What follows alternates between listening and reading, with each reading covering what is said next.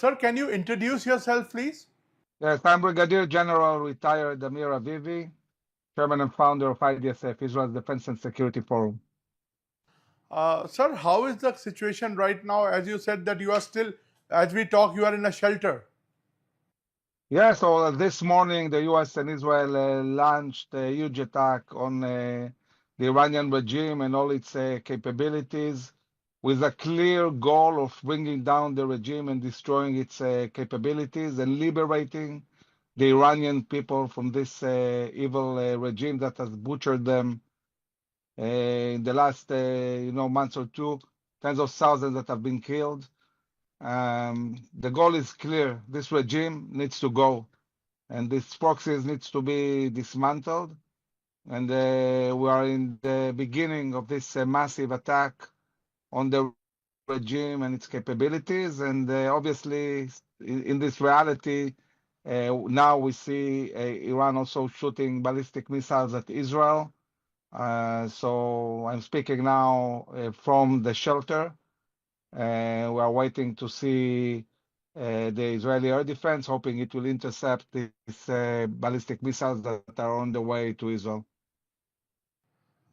Sir, how do you see this conflict? Do you think it's going to advance further because Iran is going to retaliate in a big way? They have, in fact, vowed to give a retaliatory attack on Israel and America. So it's already retaliating. We're in a war, but I think that the Israeli-American force is overwhelming, and I don't think the Iranians regime can really deal, with such a mighty force. So yes, we'll see shooting from Iran, and we'll have some challenging days. But I think that bottom line is very, very clear. This regime is going down. Iran is also totally resolved, to retaliate in a big way. And do you think, are you capable to destroy the leadership and the other installations in Iran? I think that, as I said, the goal is clear to bring a regime change. A regime change to really achieve it, it's a combination of the massive attacks on the leadership of the regime, on the infrastructure, on the revolutionary guards, but also on the nuclear ballistic capabilities and also on the Iranian Navy. The US president called the police, the army to lay down their weapons and surrender, promising that anybody who will stop fighting for the regime, will be absolved. And we see also the statement of the son of the Shah, Reza Pahlavi, sending a clear message to the Iranian people: get ready to go to the streets and fight. In order to do a change of regime, you need a combination. You need a combination of this massive attack, American Israeli, but also you need the Iranian people to rise and fight for their country. The US is attacking with no boots on the ground, only from the air, and the real boots on the ground are the Iranian people themselves who have a real opportunity to completely change their fate. But sir, don't you think this is, a non-provocative kind of a attack from Israel and America, because there was no provocation and there were talks going on between the America and Iran, and there is an allegation that Israel is trying to disrupt the peace process.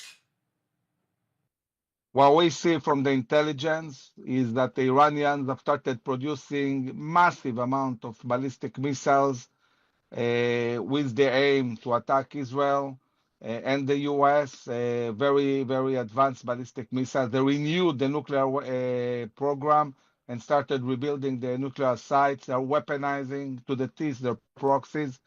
You don't have to wait for them to be in full force in order to attack. They were not agreeing to anything. The demand was for them to take out all the enriched uranium. They refused. The demand was to dismantle the nuclear sites, and they refused. They wouldn't even speak about the ballistic missile program, and also they didn't agree to have any discussions about their proxies. So basically, these talks were going nowhere. The Iranians were moving towards a reality of really endangering Israel, the US, and the region.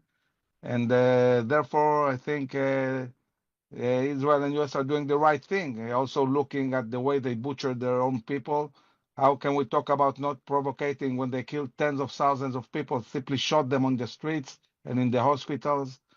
This regime is evil, is dangerous, not only to Israel and the region, but to the whole globe. And the only way to stop this bloodshed in the Middle East is to have a change of regime. So you are calling it as a preemptive strike, is it?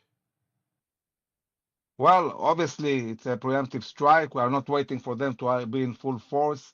And at the moment, the US and Israel are dealing with all these imminent threats that the Iranians are building. Sir, what will be the off ramp? Because it will definitely create an instability in the Middle East and in the region overall.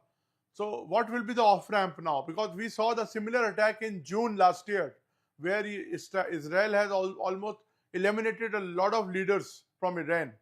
So, what will be the off ramp now? We are moving towards stability, not instability. The Iranian regime is the one destabilizing completely the Middle East for years. And the only way to have stability in the region is to bring down this regime. Following that, there will be peace agreements, there will be stability, and they are completely different reality. So it's worthwhile fighting for a few weeks. It's worthwhile eliminating this regime and liberating the Iranian people and really bringing to Iran democracy and freedom and not having this evil regime calling the US the big Satan and Israel the little Satan and terrorizing the whole Middle East. But don't you see it as an intervention in the internal matters of Iran? Because changing of regime is their internal matter. Don't you think that? Don't I think what? Sorry, I couldn't understand. Don't you think changing of regime or a regime is an internal matter of Iran? Why is Israel and America interfering in that? Because Iran, it's not just about some internal issues in Iran. This is about Iran trying to reach nuclear weapons and shoot Israel with nuclear weapons. This is Iran building ballistic missiles that reach Europe and want to reach also the US. This is Iran trying to take control of all the main strains in the world, including Bab el Mandab, including trying to undermine Morocco and take over Gibraltar. And also, obviously, they're weaponizing of terror armies all over the Middle East. Iran is not just dealing with itself, it's terrorizing the whole globe with terror cells in many, many countries. So it's not just an internal issue of Iran. This is a global problem and a regional problem, and it needs to be dealt with. My last question: how long do you think this is going to prolong? It's a good question. You know, once you start a war, it's hard to say exactly how long. I would assume but probably a few weeks. It will depend on the success of the attack.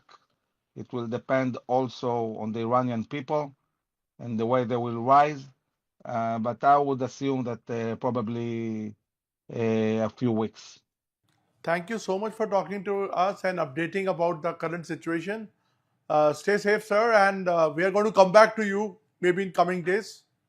Thank you very much. Thank you so much.